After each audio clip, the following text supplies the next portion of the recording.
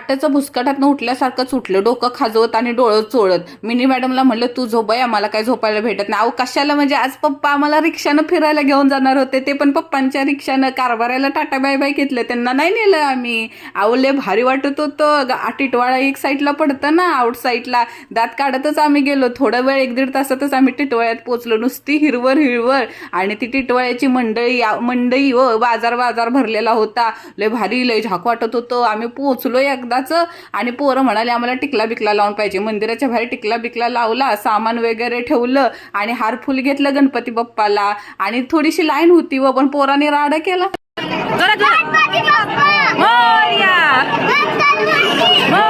Camera allowed नाही ना हो, नाही तर तुम्हाला गणपती बाप्पा दाखवला असता मंदिरातला. हे तिथलं गृहउद्योग सगळं सामान A to Z भेटत होतं. आवले मज्जा आली. पप्पा आम्हाला लहानपणापासून दरवर्षी असं रिक्षाने टिटवायला घेऊन जातात, त्यात पोरांबरोबर तर अजूनच राडा.